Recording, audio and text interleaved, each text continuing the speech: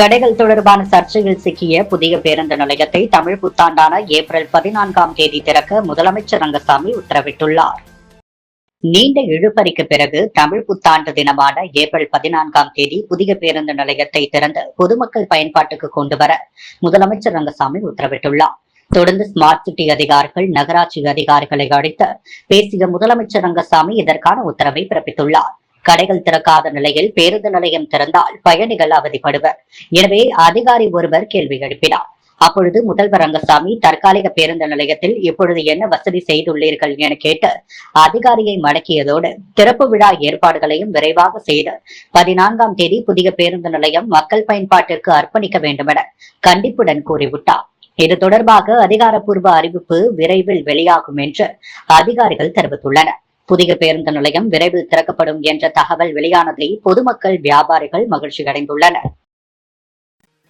புதுச்சேரியில் பணி நிரந்தரம் கோரி ஒப்பந்த ஆசிரியர்கள் இரவு பகலாக 4வது நாளாக போராட்டம் நடத்தி வந்த நிலையில் போராட்டத்தை கைவிடவில்லை என்றால் கைது செய்ய நேரிடும் என்ற போலீசாரின் எச்சரிக்கையால் 6 ஆசிரியர்கள் கதறி அழுது மயக்கமுற்ற சம்பவம் பரபரப்பை ஏற்படுத்தியுள்ளது. புதுவை அரசு பள்ளிகளில் பணிபுரியும் ஒப்பந்த ஆசிரியர்கள் பணி நிரந்தரம் கோரி 300 ஆசிரியர்கள் தொடர்ந்து 4 நாட்களாக இரவு பகலாக சட்டமன்றம் அருகே போராட்டத்தில் ஈடுபட்டு வருகின்றனர். விரக்தியோடு கடும் மன உளைச்சலில், மன அழுத்தத்தில் போராட்டத்தில் ஈடுபட்ட ஆசிரியர்களிடம் காவல்துறை மற்றும் தாசில்தார் பிருத்திவி நேரில் சந்தித்து பேச்சுவார்த்தை நடத்தினார். அப்பொழுது ஆசிரியர்களின் போராட்டம் சம்பந்தமாக கோரிக்கைகளை வலியுறுத்த திங்கட்கிழமை முதல்வரை சந்தித்து ஏற்பாடு செய்வதாகவும், எனவே அதுவரை போராட்டத்தை கைவிட வேண்டும் என்று வலியுறுத்தினார். இதை ஏற்று போராட்டத்தை கைவிடாத பட்சத்தில் கைது செய்து வழக்கு பதிவு செய்வோம் என்ற எச்சரிக்கை விடுத்துள்ளார். இதனால் அனைத்து ஆசிரியர்களும் கதறி அழுதனர். 6 பெண் ஆசிரியர்கள் மயக்கமடைந்து சுருண்டு விழுந்தனர். உடனடியாக சக ஆசிரியர்கள் அவர்களை மீட்டு அருகிலுள்ள அரசு மருத்துவமனைக்கு அழைத்து சென்றனர். இதனால் ஆசிரியர்களின் போராட்ட களம் போர்க்களமாக காட்சியளித்தது. இச்சம்பவம் தொடர்ந்து ஆசிரியர்கள் போராட்டத்தில் ஈடுபட்டு வருகின்றனர் என்பது குறிப்பிடத்தக்கது. கோரிமேட்டில் ஊசி சிகரெட் கேட்டு டீ கடை வியாபாரியை கத்தியால் வெட்டிய 2 பேரை போலீசார் கைது செய்துள்ளனர். புதுச்சேரி அடுத்த தமிழக பகுதியான கடப்பேரிக்குப்பத்தை சேர்ந்தவர் ஹரிஷ் ஜிப்மர் மருத்துவமனை எதிரே டீ மற்றும் டிபன் கடை நடத்தி வருகிறார். திலாசிப்பேட்டை வீமன் நகரை சேர்ந்த வீரப்பன் மகன் சசிகுமார், குருமாம்பேட் ஆறுமுகம் மகன் கிருஷ்ணராஜ் ஆகியோர் மது போதையில் ஹரிஷ் கடைக்கு சென்று ஓசியில் சிகரெட் கேட்டனர். இதற்கு ஹரிஷ் பணம் கொடுக்காமல் முடியாது என கூறியுள்ளார். ஆத்திரமடைந்த சசிகுமார் மறைத்து வைத்திருந்த கத்தியால் ஹரிஷின் முகத்தில் வெட்டியும், கிருஷ்ணராஜ் கடையில் இருந்த சோடா பாட்டிலை எடுத்து ஹரிஷின் தலையில் தாக்கியும் கொலை முயற்சியில் ஈடுபட்டனர். படுகாயமடைந்த ஹரிஷ் ஜிப்மரில் அனுமதிக்கப்பட்டார். அவர் அளித்த புகாரின் பேரில் கோரிமேடு சப் இன்ஸ்பெக்டர் ரமேஷ் மற்றும் போலீசார் வழக்கு பதிந்து சசிகுமார், கிருஷ்ணராஜ் ஆகிய இருவரையும் கைது செய்தனர்.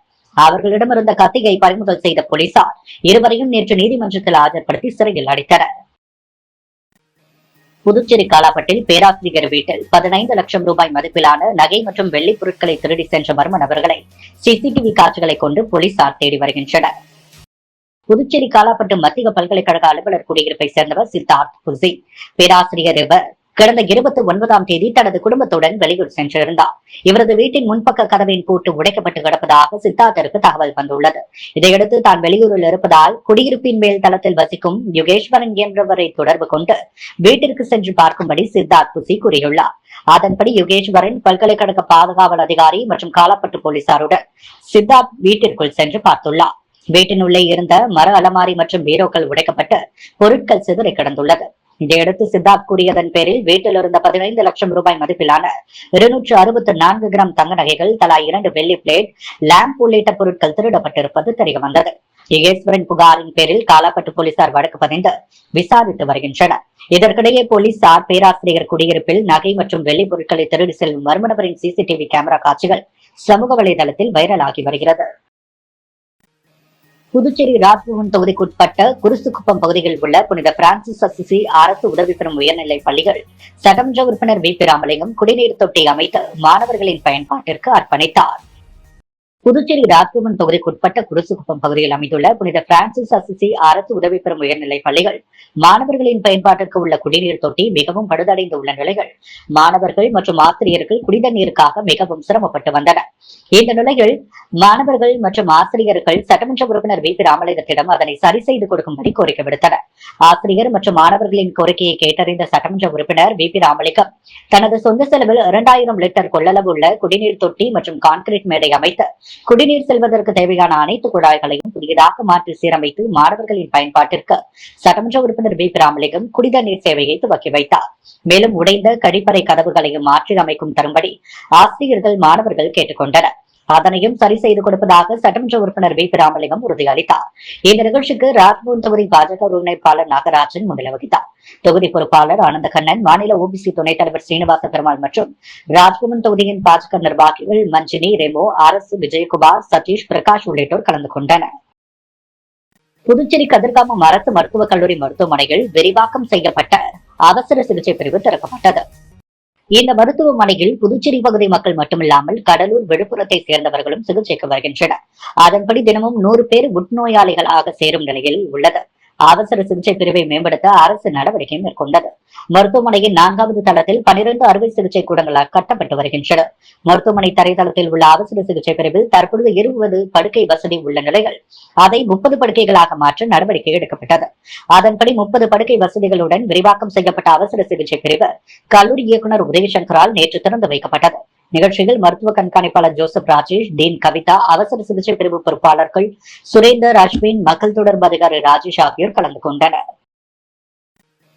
மதகடிப்பட்டு பகுதியில் ஸ்ரீ மணக்குள விநாயகர் பொறியியல் கல்லூரி விழாவிற்கு பங்கேற்க வந்த முதலமைச்சர் ரங்கசாமிக்கு என்ஆர் காங்கிரஸ் கட்சி நிர்வாகிகள் பிரம்மாண்ட வரவேற்பு அளித்தனர். திருபுவனை தொகுதி மதகடிப்பட்டு பகுதியில் இயங்கி வரும் ஸ்ரீ மணக்குள விநாயகர் பொறியியல் கல்லூரியின் 25ஆம் ஆண்டு பணியாணை வழங்கும் விழாவிற்கு பங்கேற்க வந்த புதுச்சேரி முதலமைச்சர் ரங்கசாமிக்கு திருபுவனை தொகுதி என்ஆர் காங்கிரஸ் கட்சியின் முன்னாள் சட்டமன்ற உறுப்பினர் கோபிகா தலைமையில் என்ஆர் காங்கிரஸ் நிர்வாகிகள் பிரம்மாண்ட வரவேற்பு அளித்தனர். இதில் என்ஆர் காங்கிரஸ் கட்சி ஆதரவாளர்கள் பலர் பொன்னாடை போர்த்தி பூங்கொத்து கொடுத்து வரவேற்றனர். வெளியூர் ரயில்வே விரிவாக்க திட்டப்பணியின் பொழுது பொதுமக்கள் பயன்பாட்டில் இருந்த சாலையை ரயில்வே நிர்வாகம் துண்டித்ததை தொடர்ந்து ரயில்வே அதிகாரிகளுடன் எதிர்க்கட்சித் தலைவர் சிவா பேச்சுவார்த்தை நடத்தினார். தொகுதி சட்டமன்ற உறுப்பினரும் சட்டமன்ற எதிர்க்கட்சித் தலைவருமான சிவா ரயில்வே அதிகாரிகளிடம் மக்கள் பயன்பாட்டில் உள்ள சாலை இதனை சுமார் 5 அடி அளவிற்கு விட்டுவிட்டு மதில் சுவர் அமைக்க வேண்டும் என்று கேட்டுக்கொண்டார். இந்நிலையில் ரயில்வே அதிகாரிகள் பொதுமக்கள் பயன்பாட்டில் இருந்த தார் சாலையை பொக்லைன் இயந்திரம் மூலம் துண்டித்து கான்கிரீட் பில்லர் எழுப்ப அடித்தளமிட்டனர். இதுகுறித்து தகவல் அறிந்த சட்டமன்ற எதிர்க்கட்சித் தலைவர் சிவா அவர்கள் சம்பந்தப்பட்ட இடத்திற்கு பாதிக்கப்பட்ட மக்களுடன் நேரில் சென்று தென்னக ரயில்வே திருச்சி மண்டல மேலாளர், புதுச்சேரி ரயில்வே மேலாளர் ஆகியோருடன் பேச்சுவார்த்தை நடத்தினர். அப்பொழுது 50 ஆண்டுகளுக்கு மேலாக மக்கள் வசிக்கும் பகுதிக்கு செல்லும் சாலையை துண்டித்திருப்பதும் அவசர காலத்தில் ஆம்புலன்ஸ் தீயணைப்பு வாகனங்கள் கூட செல்ல முடியாத நிலையை ஏற்படுத்தியுள்ளதும் கண்டிக்கத்தக்கது. மக்களுக்கு இடையூறு இல்லாமல் ரயில்வே நிர்வாகம் மதில் சுவர் அமைக்க வேண்டும்.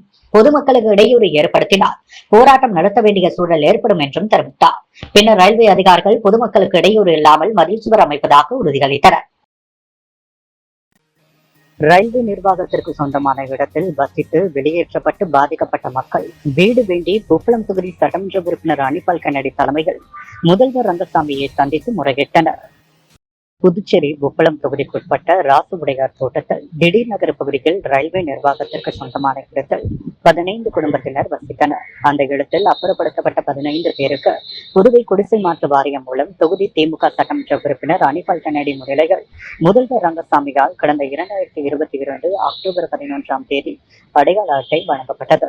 அவர்களுக்கு லாம்பன் சரவணன் நகரில் அடுக்குமாடி குடியிருப்பு வழங்குவதாக முதல்வர் அப்பொழுது உறுதியளித்திருந்தார். ஆனால் இதுவரையிலும் அவர்களுக்கு குடியிருப்பு வழங்கப்படவில்லை. இது சம்பந்தமாக பாதிக்கப்பட்ட மக்கள் சட்டமன்ற உறுப்பினரை சந்தித்து தொடர்ந்து வலியுறுத்தினர்.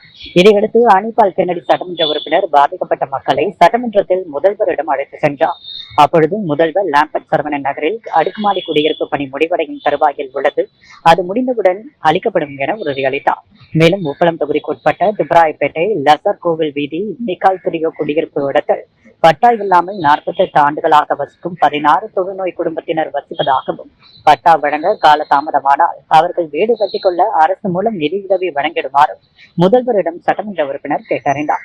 இந்த 2 கோரிக்கைகளையும் நிறைவேற்றி தருவதாக முதல்வர் உறுதியளித்தார். அப்பொழுது கலெக்டர் குலோத்துங்கன், திமுக தொகுதி பொருளாளர் மணிமாறன், கிளை செயலாளர் ராகேஷ் ஆகியோர் உடனிருந்தனர். புதுவை ஸ்ரீ மணக்குள விநாயகர் பொறியியல் கல்லூரியில் பணியாணை வழங்கும் விழாவை முதல்வர் ரங்கசாமி துவக்கி வைத்தார். புதுவை ஸ்ரீ மணக்குள விநாயகர் பொறியியல் கல்லூரியில் 25ஆம் ஆண்டு வெள்ளி விழா ஆண்டை முன்னிட்டு மாபெரும் பணியாணை வழங்கும் விழா புதுவை முதலமைச்சர் ரங்கசாமி தலைமையில் மிக சிறப்பாக நடைபெற்றது. செந்தில்நாதன், மேலாண் இயக்குனர் டான்பாக் சிறப்பு விருந்தினராக கலந்து கொண்டு விழாவை சிறப்பித்தனர்.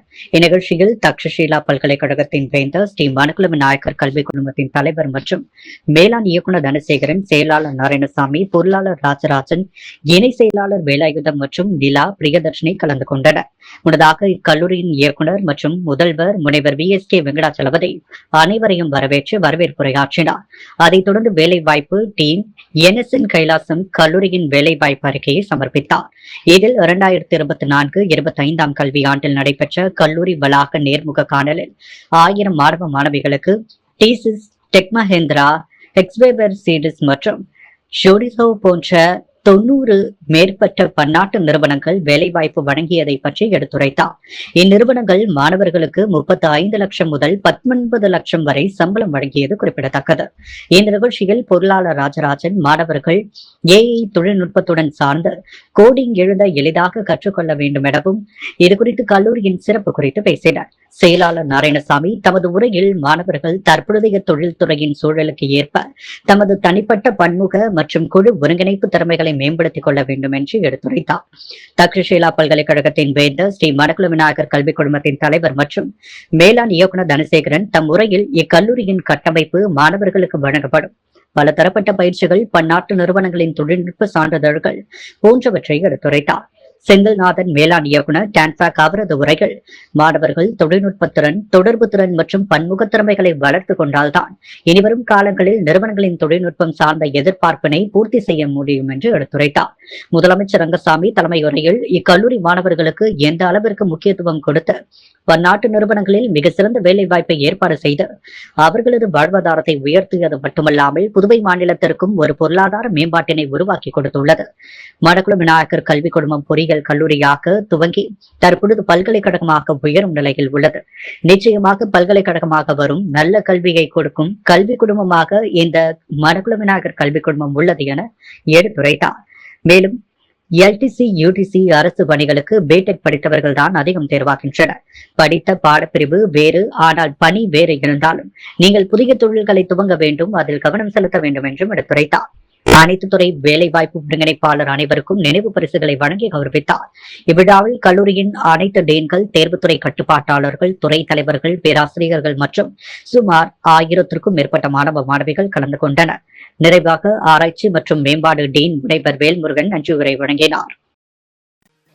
வெப்ப அலை வீசுதல், கடல் அரிப்பு, இடிமின்னல் ஆகியவை புதுவை மாநிலத்தின் பேரிடர்களாக அறிவிக்கப்படும் என மாவட்ட ஆட்சியர் குலோத்துங்கன் தெரிவித்துள்ளார். புதுச்சேரி மாவட்ட ஆட்சியர் குலோத்துங்கன் வெளியிட்டுள்ள செய்திக்குறிப்பில், சமீப காலமாக மாறிவரும் சுற்றுச்சூழல் வானிலை பருவநிலை காரணமாக கோடை காலம் மிக நீளமாக மாறி வருவதுடன் வெப்பமும் அதிகரித்து வெப்ப அலை வீசி வருகிறது. கடலோரங்களை பொறுத்தவரை கடல் நீரானது கரையினை அரித்து நிலத்தை நோக்கி முன்னேறி வருகிறது. மேலும் மழை காலங்களில் குறைவான நாட்கள் மட்டுமே மழை பெய்தாலும் ஓரிரு நாட்களில் பெய்யும் இடி மின்னல் காற்றுடன் பெய்து பேரிடராக மாறிவிடுகிறது. இதன் காரணமாக ஊர்களின் உட்கட்டமைப்பு பெரிதும் பாதிக்கப்படுகிறது. விலை மதிக்க முடியாத மனித உயிர்களையும் இழக்க நேரிடுகிறது. இதனை கருத்தில் கொண்டு புதுச்சேரி அரசு வருவாய் மற்றும் பேரிடர் மேலாண்மை துறையானது இந்த வெப்ப அலை வீசுதல், கடல் அரிப்பு, இடிமின்னல் ஆகியவை புதுவை மாநிலத்தின் பேரிடர்களாக அறிவித்துள்ளது. அதன்படி இந்த 3 பேரிடர்களால் பாதிக்கப்பட்டு இறப்பு அல்லது காயமடையும் சம்பவங்களில் மாநில பேரிடர் மீட்பு நிதி விதிமுறைகளின்படி புதுச்சேரி யூனியன் பிரதேச பேரிடர் மீட்பு நிதியிலிருந்து இழப்பீடு வழங்கப்படும் என்றார். யாக்டோ பவுண்டேஷன் மற்றும் ஸ்ரீ ராமானுஜ இன்டலெக்ட் சர்வீசஸ் இணைந்து நடத்திய 5 நாட்கள் கடற்கரையை தூய்மைப்படுத்தும் பணியில் தாகூர் கலைக்கல்லூரி மாணவர்கள் பங்கேற்று தூய்மை பணி மேற்கொண்டனர். யாக்டோ பவுண்டேஷன் மற்றும் ஸ்ரீ ராமானுஜர் இன்டலெக்ட் சர்வீசஸ் இணைந்து புதுச்சேரி கடற்கரையை தூய்மைப்படுத்தும் விதமாக தாகூர் ஆர்ட்ஸ் கலை அறிவியல் கல்லூரி மாணவர்களை கொண்டு தூய்மைப்படுத்தும் பணிகளை கடந்த மார்ச் 31ஆம் தேதி துவங்கியது. இப்பணிகளை யாக்டோ பவுண்டேஷன் மேலாண் இயக்குநர் சதீஷ்குமார் மற்றும் தாகூர் கலை கல்லூரி பேராசிரியர் தீபா ஆகியோர் துவக்கி வைத்தனர்.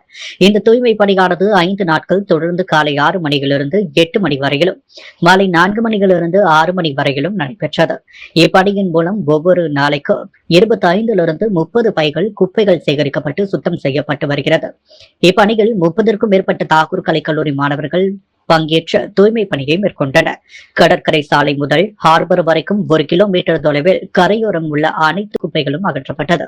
இப்பணியின் நிறைவு விழாவான நேற்று நகராட்சி அலுவலகத்திலிருந்து கிருஷ்ணமூர்த்தி ஜேஇ பங்கேற்று தூய்மைப்படுத்தும் பணியில் பங்கேற்ற மாணவர்களை ஊக்கப்படுத்தி இதேபோன்று பல சமூக பணிகளை தொடர்ந்து செய்ய வேண்டும் என வலியுறுத்தி நன்றி பாராட்டி தூய்மை பணியினை நிறைவு செய்தார். முன்னதாக அவருக்கு யாக்டோ பவுண்டேஷன் நிர்வாகி பிரேமானந்த் பொன்னாடை போற்றி கௌரவித்தார். அரவிந்தர் புதுச்சேரிக்கு முதன்முறையாக வந்து அருள் பாலித்த நிகழ்வை நினைவு கூறும் வகையில் அவரது திருவுருவ படத்திற்கு மலர் தூவி மரியாதை செலுத்தப்பட்டது. சுதந்திர போராட்ட தலைவராக விளங்கிய அரவிந்தர் கடந்த 1910 ஆண்டு ஏப்ரல் 4ஆம் தேதி புதுச்சேரி வந்தடைந்தார். அதன் பிறகே அவர் ஆன்மீகத்தில் ஈடுபட்டு ஆசிரமத்தை நிறுவினார். அவர் புதுச்சேரி வந்த தினத்தை நினைவு கூறும் வகையில் ஆண்டுதோறும் ஏப்ரல் 4ஆம் தேதி அவர் தங்கியிருந்த வீடு பொதுமக்கள் பக்தர்கள் பார்வைக்காக திறக்கப்படும். அதன்படி நிகழாண்டு அவர் தங்கியிருந்த வீடு திறக்கப்பட்டது. ஏராளமான பொதுமக்கள் பக்தர்கள் வீட்டை பார்வையிட்டனர். இதேபோல் அரவிந்தர் புதுச்சேரி வந்த தின நினைவு நிகழ்ச்சி நேற்று மாலை கடற்கரை காந்தி சிலை திடலில் நடைபெற்றது. நிகழ்ச்சிக்கு பங்கவாணி அறக்கட்டளை மற்றும் உலக அமைதி அறக்கட்டளை மேலாண்மை இயக்குநர் தீபந்து கோஸ்வாமி தலைமை வகித்தார். புதுவை சட்டப்பேரவைத் தலைவர் செல்வம், அமைச்சர் லட்சுமி நாராயணன் ஆகியோர் அலங்கரித்து வைக்கப்பட்டிருந்த அரவிந்தரின் உருவப்படத்திற்கு மலர் தூவி மரியாதை செலுத்தினர். கூடப்பாக்கம் பகுதியில் ஆறுமுகம் எஜுகேஷனல் அகாடமி இலவச போட்டித் தேர்வு மையத்தினை அமைச்சர் சாய்ஜி சரவணகுமார் துவக்கி வைத்தார்.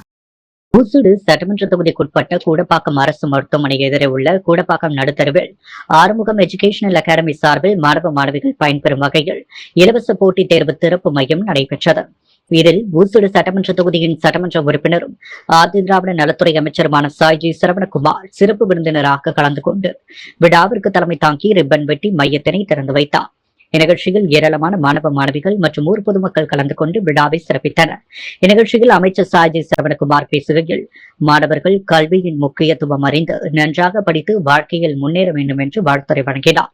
இந்நிகழ்ச்சியில் ஊசுடு தொகுதி பாஜக ஒருங்கிணைப்பாளர் சாய் தியாகராஜன், பிரகாஷ், மைக்கேல் உட்பட ஊர் முக்கிய பிரமுகர்கள் ஏராளமானோர் கலந்து கொண்டனர். ஊத்துக்கேரி லட்சுமி நாராயணா மருத்துவக் கல்லூரி வளாகத்தில் கிராமங்களுக்கு இடையிலான 6 அணிகள் பங்கேற்கும் ஊசுடு பிரீமியர் லீக் போட்டியின் துவக்க விழா நடைபெற்றது.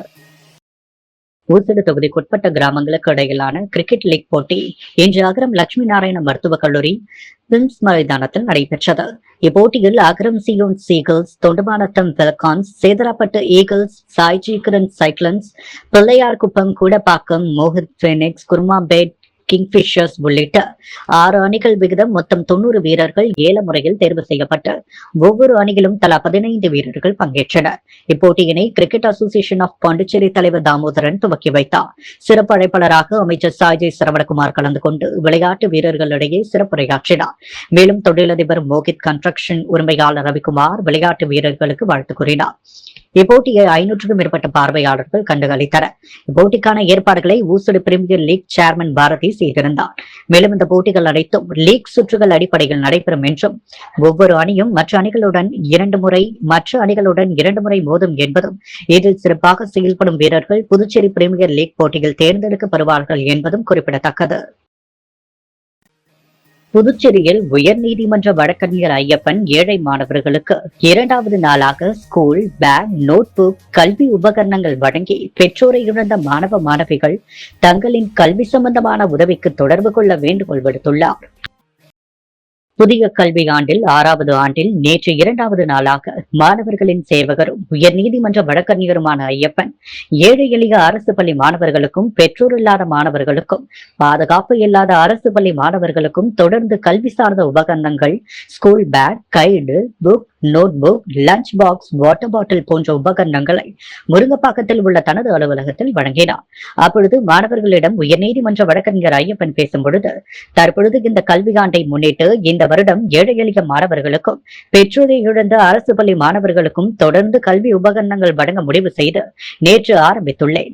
அதன்படி ஏழை எளிய அரசு பள்ளி மாணவர்களுக்கும் பெற்றோர் இல்லாத அரசு பள்ளி மாணவர்களுக்கும் பாதுகாப்பு இல்லாத அரசு பள்ளி மாணவர்களுக்கும் தொடர்ந்து கல்வி சார்ந்த உபகரணங்களை வழங்கி வருகிறேன். இந்த பொருட்களை உண்மையிலேயே கஷ்டப்படும் ஏழை மாணவர்கள் வாங்கி பயனடைவீர்கள் என நம்புகிறேன். மேலும் மாணவ மாணவிகள் நல்ல முறையில் படித்து பெரிய பதவிக்கு வந்து வாழ்க்கையில் உயர்ந்த நிலையை அடைந்து தன்னை போல் நீங்களும் சேவை செய்ய முன்வர வேண்டும் என கேட்டுக்கொண்டார். புதுச்சேரி குயவர்பாளையம் லெனின் வீதியில் உள்ள வணிக வைசிய ஹரிஹர பஜனை மடத்தில் நூற்றாண்டு நிறைவு விழா மற்றும் ஸ்ரீ ராமநவமி விழா கல்வெட்டு திறப்பு விழா நடைபெற்றது. புதுவை லெனின் வீதி குயவர்பாளையத்தில் அமைந்துள்ள வணிக வைசிய ஹரிஹர பஜனை மடத்தின் நூற்றாண்டு விழா நிறைவு விழா மற்றும் ஸ்ரீ ராமநவமி விழா நூற்றாண்டு கல்வெட்டு திறப்பு விழா நடைபெற்றது. செயலாளர் மணிவண்ணன் தலைமை தாங்க பொருளாளர் தட்சிணாமூர்த்தி முன்னிலை வகித்தார். துணைத் தலைவர் சண்முகம் நன்றி உரையாற்ற காஞ்சிமா முனிவர் பட்ட மேற்படிப்பு ஆராய்ச்சி நிறுவனத்தின் தமிழ் பேராசிரியர் மயிலம் வேல் கார்த்திகேயன் கல்வெட்டை திறந்து வைத்தார். தொடர்ந்து பூம்புகார் பொன்ராஜின் நகைச்சுவை பட்டிமன்றம் நடைபெற்றது. பக்தியில் அதிகம் ஈடுபாடு உள்ளவர்கள் ஆண்களா பெண்களா என்ற தலைப்பில் நடைபெற்ற இந்த பட்டிமன்றம் பார்வையாளர்களை வெகுவாக கவர்ந்தது. விழாவிற்கான ஏற்பாடுகளை செயற்குழு மற்றும் விழா குழுவினர் சிறப்பாக செய்திருந்தனர். கோட்டக்குப்பத்தில் வக்பு மசோதா சட்டத்தை திரும்பப் பெற வலியுறுத்தி தமிழக வெற்றிக் கழகத்தினர் கண்டன ஆர்ப்பாட்டத்தில் ஈடுபட்டனர். விழுப்புரம் கிழக்கு மாவட்ட தமிழக வெற்றிக் கழகம் சார்பில் கோட்டக்குப்பம் தபால் நிலையம் எதிரே மத்திய அரசு கொண்டு வந்த வக்பு மசோதா சட்டத்தை திரும்பப் பெற வலியுறுத்தி கண்டன ஆர்ப்பாட்டம் நடைபெற்றது.